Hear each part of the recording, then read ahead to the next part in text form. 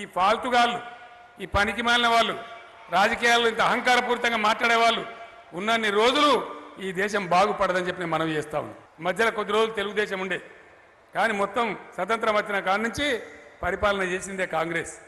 ఏం చేసిందో కాంగ్రెసు, మనం ఏం చేసినామో ఈ 10 ఏళ్లలో మీ కళ్ళ ముందు లేదా? మీ ఎవరో వచ్చి చెప్పన్నా? మీరేమన్నా చిన్నపిల్లలా? చెప్తే గోల్మాలవుతారా? దయచేసి నేను అక్కడనే మిమ్మల్ని కోరుతా ఉన్నా. అందుకే నేను సీటీలు వద్దని చెప్పింది. నేను కోరుతున్నది ఎందుకంటే మనసు విప్పి హృదయంతో ఏది నిజమో ఏది మంచో ఆలోచన చేయాలి. కూరగాయల మార్కెట్లకు పోయి కూరగాయలు కొట్టమండి అని ఏమైనా పుచ్చులుంటే ఏరేస్తామా లేదా? ఒక కుండ కొంటే, ఒక కూజా కొంటే కూడా కొట్టి చూస్తాం, ఇది పర్రె ఉన్నదా, మంచిగా ఉన్నదా, పలిగిందా కుండనా, మంచి కుండనా అని. ఆ మాత్రం విచక్షణ ఓటేసే ముందు ఉండద్దా? ఎందుకు చెప్తున్నా నేనంటే, ప్రజాస్వామ్యంలో ప్రజల దగ్గర ఉండే ఒకటే ఒక ఆయుధం, ఒకటే ఒక శక్తి, మీ సొంత ఓటు. అది మిమ్మల్ని ఎవ్వరు నియంత్రించరాదు, మిమ్మల్ని ఎవ్వరు ఆపరాదు.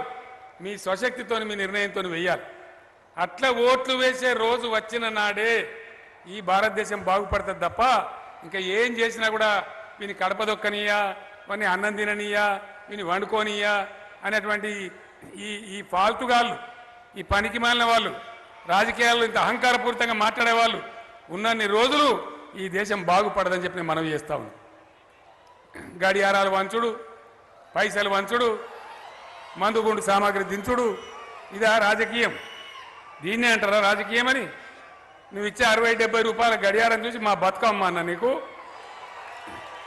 ఎవరికి కావాలని 70 రూపాయలు 80 రూపాయల గడియారం కావన్నా? ఆ గడియారంలో బొమ్మ కావన్నా? లేకపోతే మన కడుపు నిండా అన్నం, మనకు ఆత్మ గౌరవం కావన్నా? ఇది ఆలోచించాలి. ఇది శక్తి రావాలి, శక్తి ప్రజలలో. అది వచ్చినాడు మనల్ని ఎవడు కూడా ఓడించలేడు, అది రాన్నాడు మనల్ని ఎవడు కాపాడలేడు. నేను ఒక్కటే మాట మీకు మనవి చేస్తా ఉన్నా, 100% సత్తుపల్లి వెంకట వీరయ్య గారికి ఒక పేరుంది. ఎక్కడ ఏ ఊరు కానీ, ఏ మండలం కానీ, ఏ ప్రజలు కానీ ఫోన్ చేస్తే పక్షిలాగా వచ్చి వాలిపోతాడు. అప్పుడప్పుడు కొంతమంది మిత్రులు చెప్తారు నాకు, సార్ ఆపద్ బంధు వ్యాన్ కానీ, అంబులెన్స్ కానీ అది ఆలస్యం అవుతుంది, కానీ మా ఇంకా వీరయ్యకి మాత్రం ఆలస్యం కాదు సార్ అని చెప్తారు. అంత ప్రజలలో ఉండేటువంటి వ్యక్తి. ఒక సిపిఎం ఆదర్శాల నుంచి, ఆ సిద్ధాంతాల నుంచి పుట్టి ఒక కార్యకర్తగా ఎదిగి ప్రజా కార్యకర్తగా ఉండి ప్రజల కోసం పోరాటం చేసిన వ్యక్తి మన సండ్ర వెంకట వీరయ్య. పనులు ఏం చేసిండో మీకు తెలుసు. అభివృద్ధి గురించి నేను చెప్పే అవసరం లేదు. మనం ఎవరితోనైతే విడిపోయినామో అదే బార్డర్లో మీరున్నారు. వాళ్ళ రోడ్లు ఎట్లున్నాయో మన రోడ్లు ఎట్లున్నాయో అదే నిదర్శనం మీకు. నేను ఎక్కువ చెప్పే అవసరం లేదు. మీరు రోజు పోతారు, వస్తారు, నిత్య సంబంధాలు ఉంటాయి మీకు. డబల్ రోడ్ వచ్చిందిరా అంటే తెలంగాణ, సింగిల్ రోడ్ వచ్చిందిరా అంటే ఆంధ్ర. మీకు కనబడతా ఉంది. మనం ఎట్లా బతుకుతామో ఏమో అని వాళ్ళు బాగా రందిపడ్డారు. మీకు బతకత్త ఆదాయం, మేము పోతే మీకు పరిపాలన చేస్తుందా అన్నారు. అదే వాళ్ళు వచ్చి మళ్ళీ మన దగ్గర ధాన్యం అమ్ముకుంటారు. ఇప్పుడు వరి ధాన్యం మన దగ్గర పేమెంటు ఇమ్మీడియట్గా ఇస్తూ ఉన్నాం, బ్యాంకులో పడతా ఉంది, వాళ్ళు వచ్చి ఇక్కడ అమ్ముకునే పరిస్థితి ఉంది. అట్లా అన్నీ కూడా తేడాలు మీకు కనబడతాయి. ఒక ఆయన లాస్ట్ ముఖ్యమంత్రి ఉండే కిరణ్ కుమార్ రెడ్డి గారు పుణ్యం కట్టుకొని టీవీ ముందు కూర్చొని ఆయన కర్ర పట్టుకొని చూపించాడు. ఇగో ఇట్లయితుంది తెలంగాణ కటిక చీకటి అయిపోతుంది, మీ కారు చీకట్లు వస్తాయని చెప్పింది. ఇలా మన దగ్గర లైట్లు వెలుగు జిలుగులు ఉన్నాయి, వాళ్ళే చీకట్లు ఉన్నారు తప్ప మనం లేం. ఎవరైతే మనకు శాపం పెట్టిండ్రో. గతంలో ఎక్కడ చూసినా ఖమ్మంలో సత్తుపల్లి నియోజకవర్గంలో జనరేటర్లు, ఇన్వెస్టర్లు, స్టెబిలైజర్లు ఉండేటి. ఇలా అవన్నీ మంత్రం వేసినట్టే మాయమైపోయినాయి. మోటార్ వైండింగ్ దుకాణాలన్నీ బంద్ అయిపోయినాయి. ఎక్కడ కూడా ఆ దుస్థితి లేదు. కరెంటు ఏ విధంగా ఉండే ఇలా ఏ విధమైన కరెంట్ వచ్చింది, మీరే దానికి ప్రత్యక్ష సాక్షి. భారతదేశంలో 24 గంటలు రైతాంగానికి ఫ్రీ కరెంట్ ఇచ్చే, ఉచిత కరెంట్ ఇచ్చే ఒకే ఒక రాష్ట్రం తెలంగాణ నేను మనవి చేస్తా ఉన్నా. అది కూడా మీరు గమనించాలి. దయచేసి మీరు సీరియస్గా ఆలోచించాలి. నరేంద్ర మోడీ ప్రభుత్వం, ఆయనకు అహంకారం ఉన్నది, ఓ పిచ్చిన్నది, ఆయనకు ఒక విధానం ఉన్నది, దిక్కుమాలిన విధానం. ప్రైవేటైజేషన్ అంత ప్రైవేటైజ్ చేస్తూ ఉన్నాడు. దేశ ఎల్ఐసిని కూడా అమ్ముతా ఉన్నాడు. రైల్వే ప్రైవేటైజేషన్, విమానాశ్రయాలు ప్రైవేటైజేషన్, మొత్తం ప్రైవేటైజేషన్ అని పోతా ఉన్నాడు. అదే పిచ్చిలో కరెంటు రంగం కూడా ప్రైవేటైజేషన్ అని పెట్టినాడు. కానీ నేను మన దగ్గర ప్రభుత్వ రంగంలో పెట్టినాం. భద్రాద్రి పవర్ ప్లాంట్ కట్టినా, 4000 మెగావాట్ల యాదాద్రి పవర్ ప్లాంట్ కట్టినా, ఇంకా ఏది కట్టినా మన గవర్నమెంట్ ఆధ్వర్యంలో, మన జెన్కో ఆధ్వర్యంలో పెట్టినాం. కానీ 1 మెగావాట్ కూడా ప్రైవేట్ వానికి ఇయ్యలే. దాని మీద కోపగించుకున్న నరేంద్ర మోడీ ఒక షరతు పెట్టండి, నువ్వు వ్యవసాయం మోటార్లకు మీటర్లు పెట్టాలి కేసీఆర్, పెడతావా లేదని. నేను సచ్చినా పెట్టాను నేను చెప్పిన. నీకు సంవత్సరానికి 5,000 రూపాయలు కట్ అన్నాడు. అంటే 25,000 కోట్ల రూపాయలు నష్టం వస్తుంది. 25,000 కోట్ల రూపాయల నష్టాన్ని కూడా భరించినా కానీ నేను రైతుల మోటార్లకు మీటర్లు పెట్టలే. నేను చెప్పిన, నేను బతికుండగా రానియ మీటర్లు అని చెప్పిన. ఎందుకు? మనకు ఒక విధానం ఉంది, ఒక పద్ధతి ఉంది.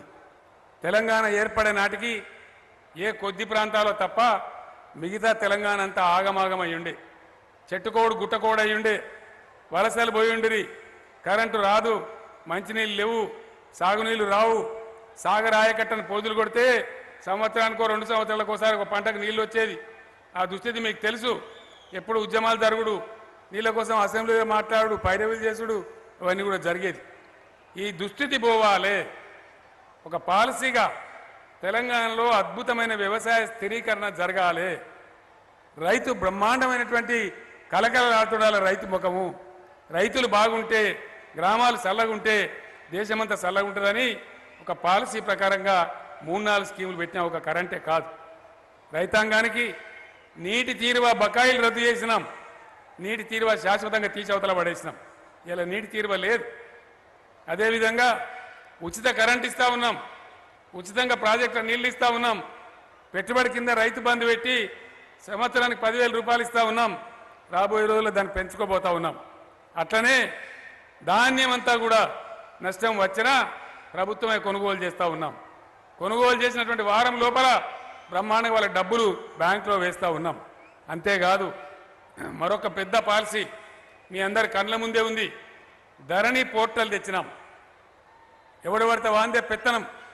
రైతుల భూములు సొంత భూములు, కానీ దాని మీద విఆర్ఓ పెత్తనం, రెవెన్యూ ఇన్స్పెక్టర్ పెత్తనం, ఎంఆర్ఓ పెత్తనం, ఆర్డీఓ ఒక పెత్తనం, జాయింట్ కలెక్టర్ ఒకటి, కలెక్టర్ ఒకటి, రెవెన్యూ సెక్రటరీ ఒకటి.